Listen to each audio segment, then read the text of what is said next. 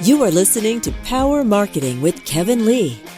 Kevin and his agency Did It have helped thousands of businesses win through superior marketing, as have his books, articles, speaking engagements, and the E-Marketing Association Power Marketing podcasts. Here's Kevin. I'm pleased to be joined today with Jeff Hoffman, who's been a serial entrepreneur and in some cases a parallel entrepreneur, as I am. And I thought we'd start with the fact that, Jeff, you can certainly give your bio if you'd like, but people can look it up online. But you seem magnetically attracted to travel companies and travel businesses. You've got some other ones in there as well, particularly marketing related. But I'd love to sort of hear like how your passion for travel sort of keeps gravitating you back to travel from an investment perspective, which is more recent, or from a business perspective. Yeah, sure. So, Kevin, that all started actually in my childhood with my kind of life's goal. And it came from all things. So one of my all-time favorite authors is Mark Twain, right? The guy's a quote machine. And some of my favorite quotes came from him. And so in 6th or 7th grade, we had a choice of books, a list of books, pick one, read it, and write a book report. So I picked a Mark Twain book. And that's back then is how I got to know him.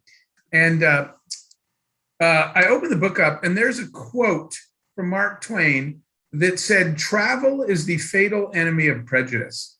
And Kevin, I went home and I told my mom, I think Mark Twain's dead, but he wrote something in my book just for me. And I was just captivated by that quote, and I was sure it meant something.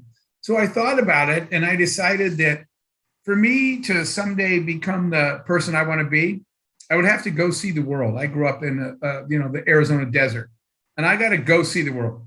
And so my life's goal was literally, I wrote this down way back then, it would be a good life, let me phrase it this way, if at the end of my life I have visited 50 different countries. So that is how I wound up getting into travel, because that's what I wanted to do. I wanted to see the world.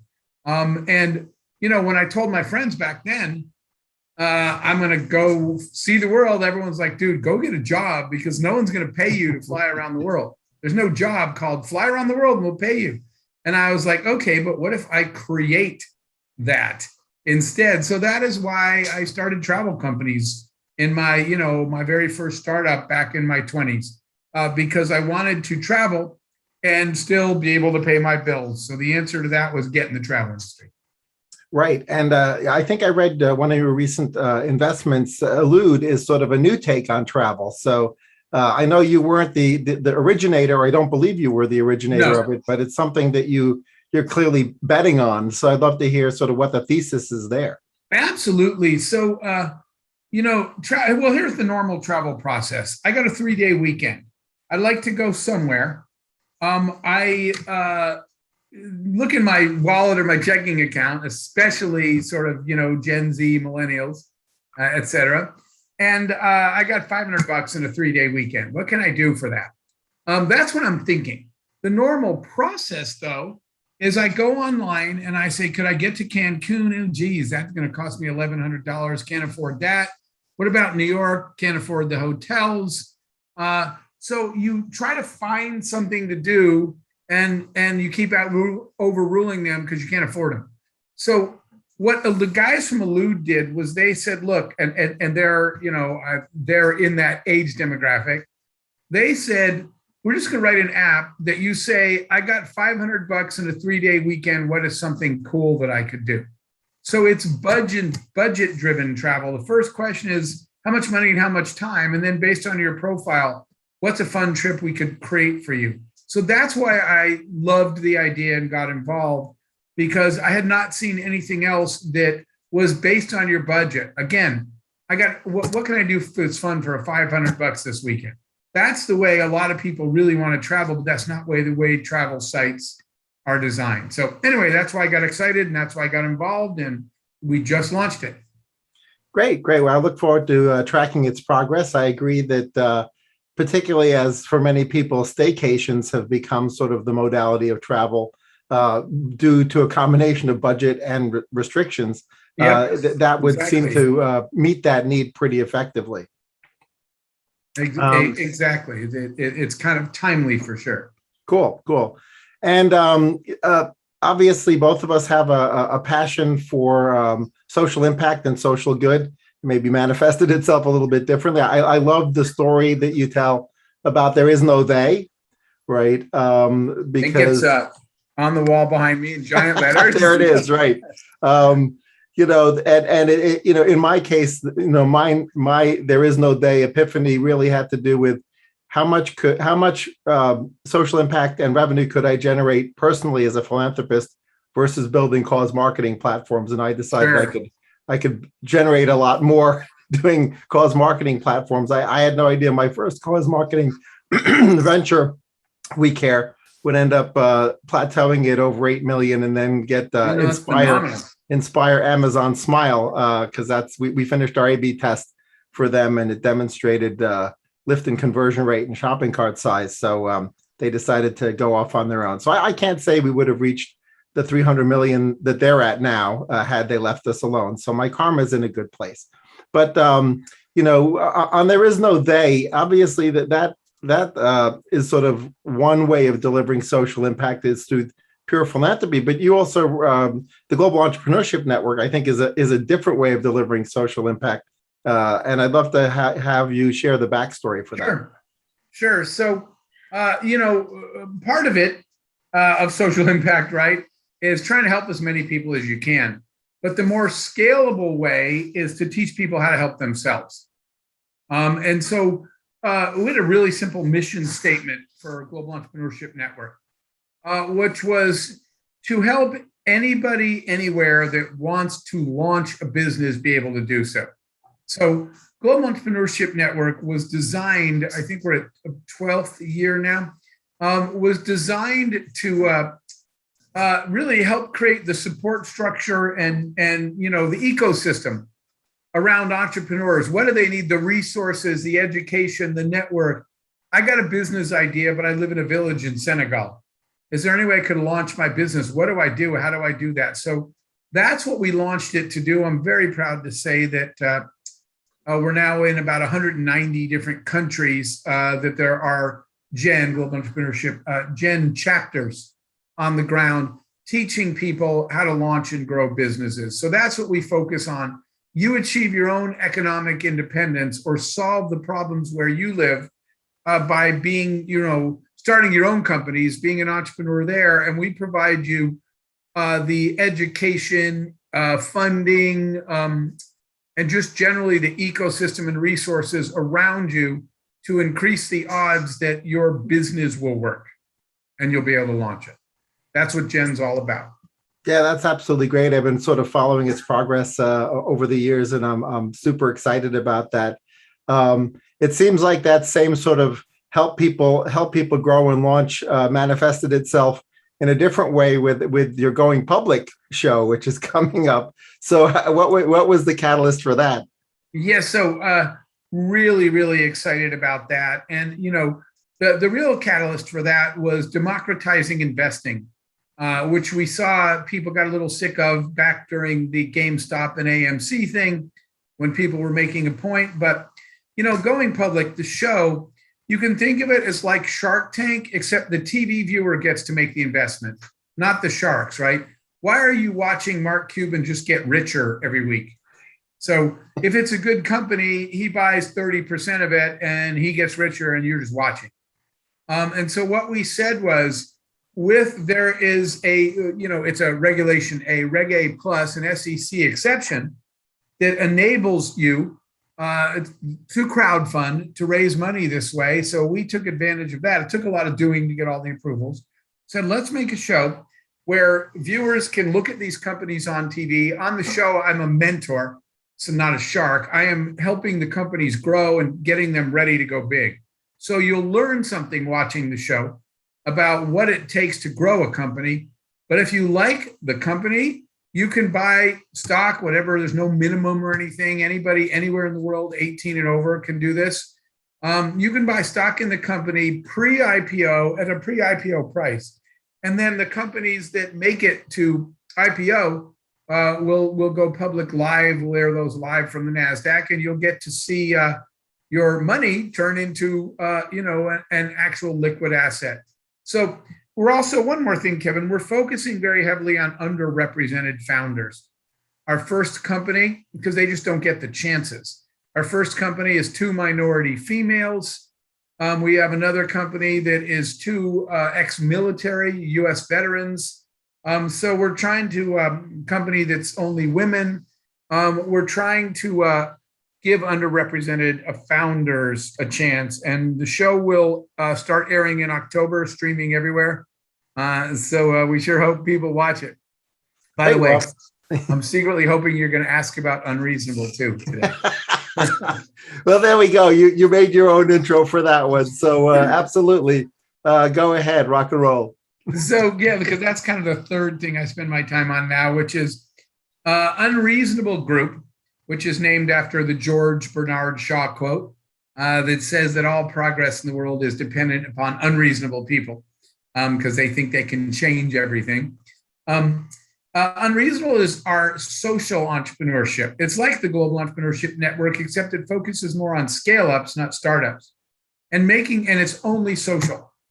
Making sure that the entrepreneurs all over the world who are solving the world's biggest problems, food, drinking water, education, all those things, that those people, those entrepreneurs have to succeed, we believe, because they're solving the world's biggest problems. So Unreasonable is where we find the best social entrepreneurs on the planet, and we do everything we can to make sure that their companies grow.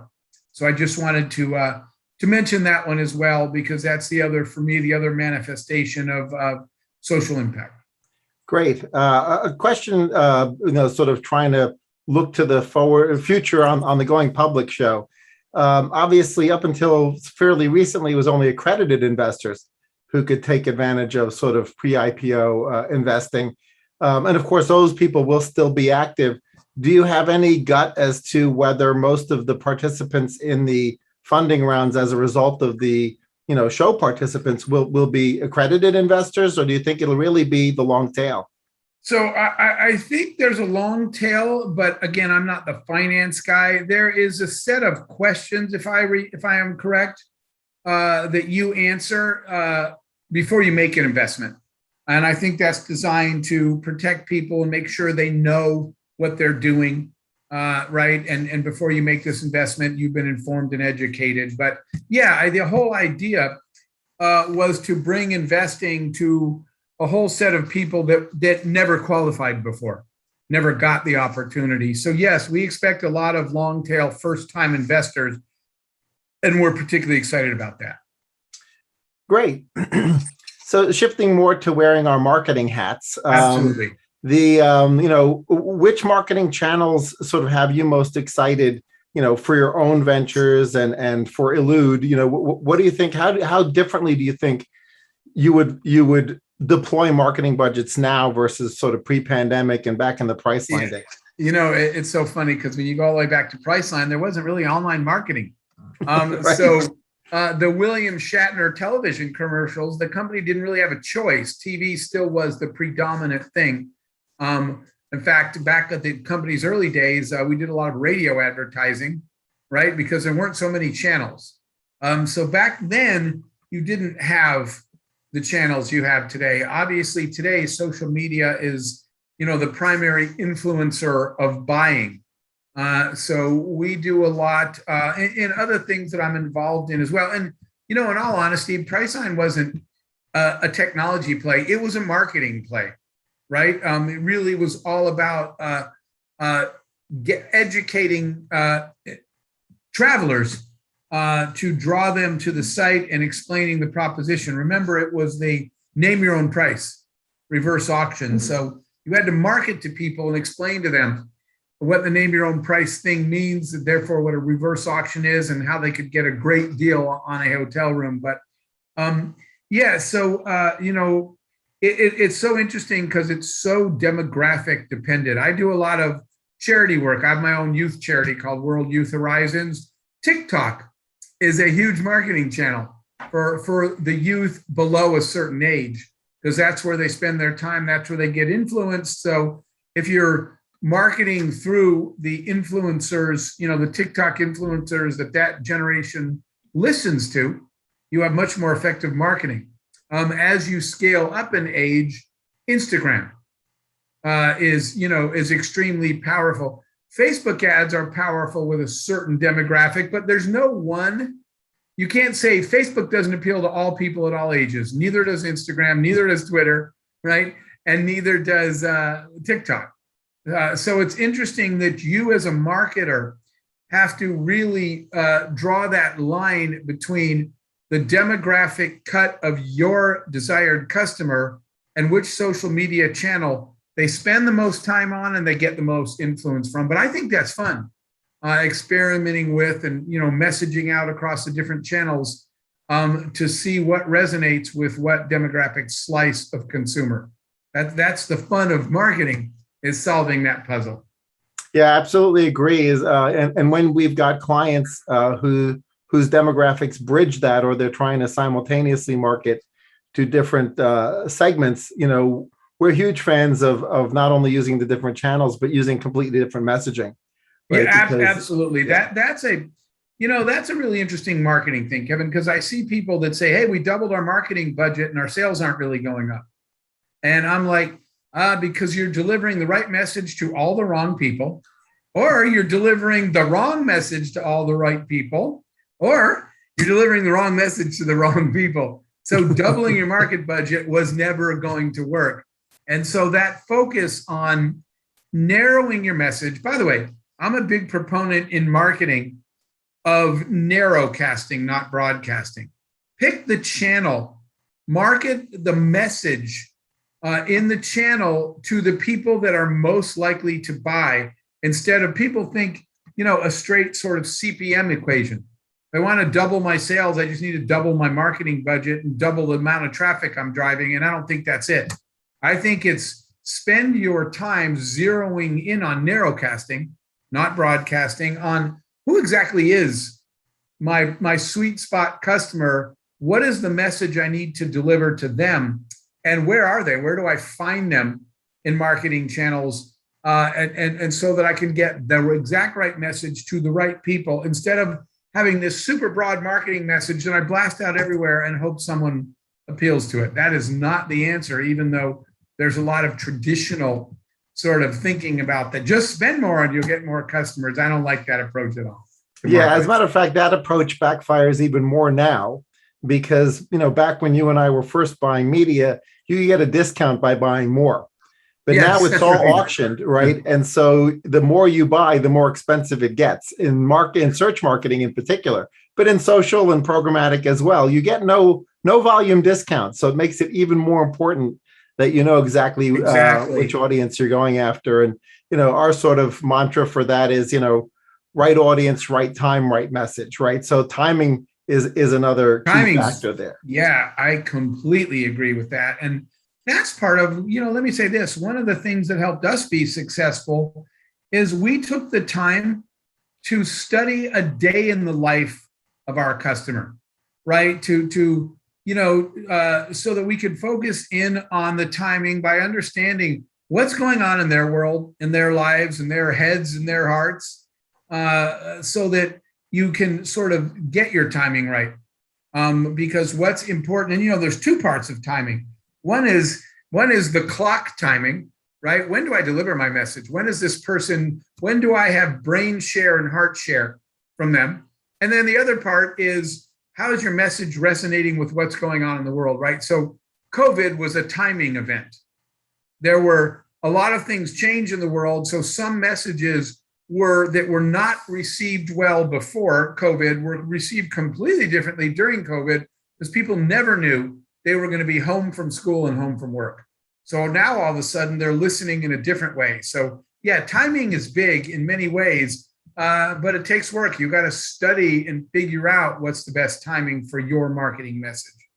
Yeah, I mean, certainly timing can also be sort of stage of life, right? You don't want to market diapers to the person when there's no babies coming or possible, or denture cream when there's not going to be any dentures, right? So there's all sorts of other sort of macro timing issues with regards to that as well.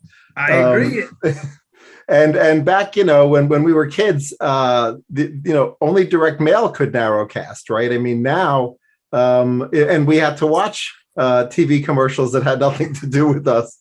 And now, obviously, we can, to some extent, try to fix Wanamaker's, the quote that's attributed to Wanamaker about the wasted budget.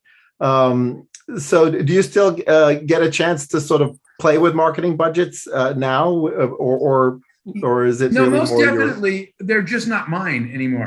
I have, the internal entity is called Jeff Hoffman Advisory Services, and we have a team. We advise a very select number of companies. We only take on a few at a time, but I think our strength when we're advising companies is strategic marketing, messaging, and branding. So we do spend a lot of time with companies going through their marketing plan, strategy, their marketing spend, and helping them optimize it. That is probably one of the areas. It's certainly an area that I enjoy the most. I like that challenge a lot. But yes, so we work with a lot of companies' marketing budgets and help them refine and focus it for maximum ROI.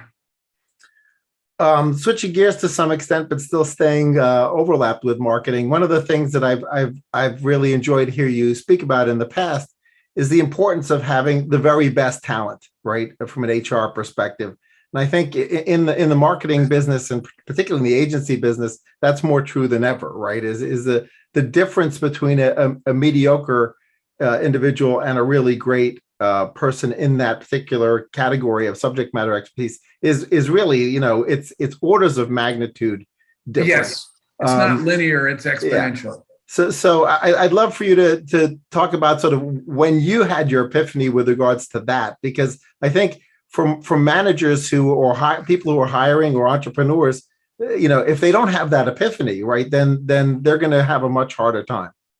Yeah, it's funny because I backed into mine, meaning I didn't realize it until I hired this guy named Paul.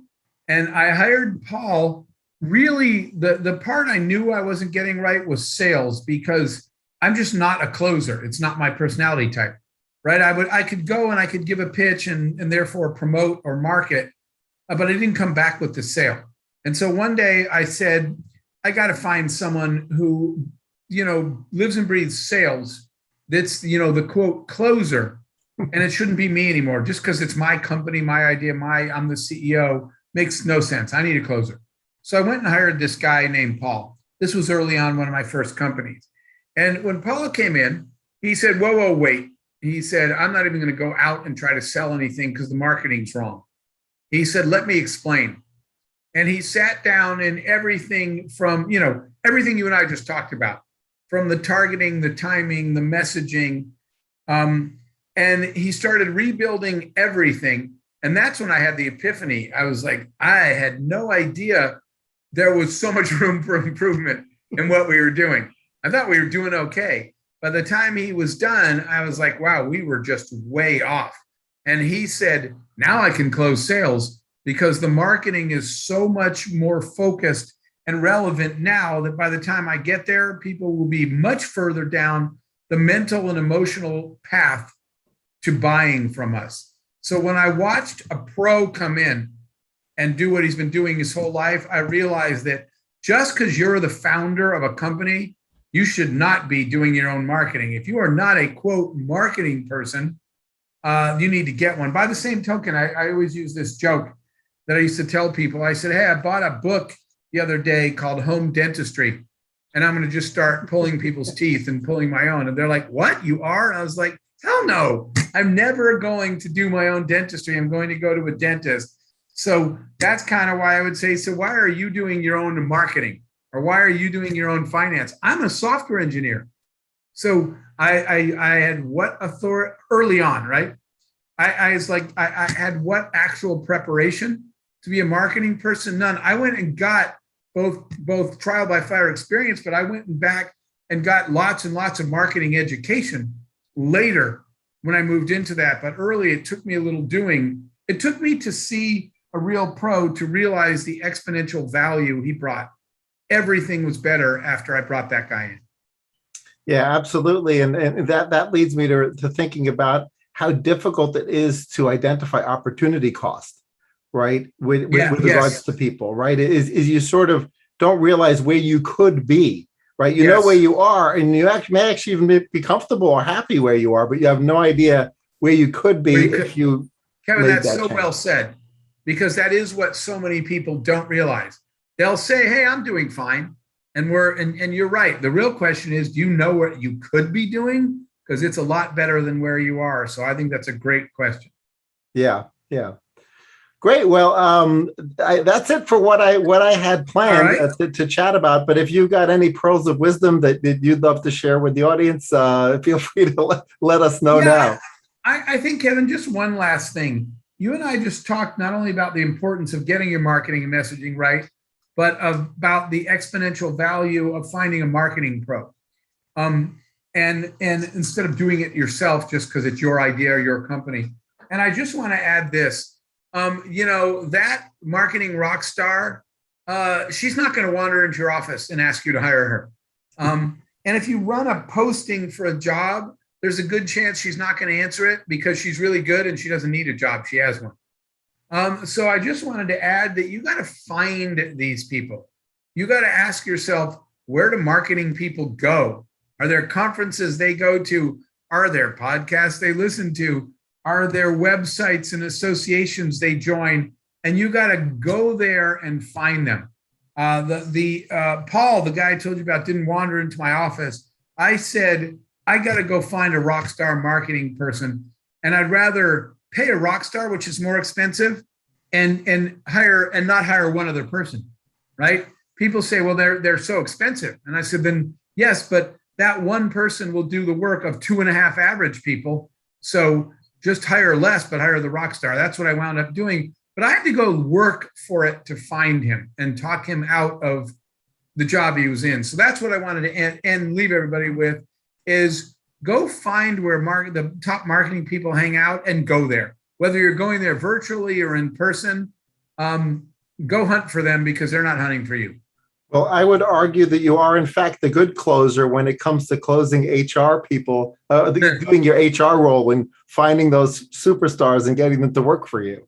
That I was able to do, and that was so important. As my ability as a leader was my ability to find good people and convince them to be part of our team. Otherwise, we would have. It's all about team, and we never would have succeeded. So, thank you for having me today. My pleasure. Thanks so much. Kevin Lee's Power Marketing is available on all your favorite podcast networks. Kevin loves helping businesses excel at marketing. Having marketing challenges? Just like Santa in The Miracle on 34th Street, if Kevin can't help you, he'll know someone who can. Find him on LinkedIn, subscribe, or follow.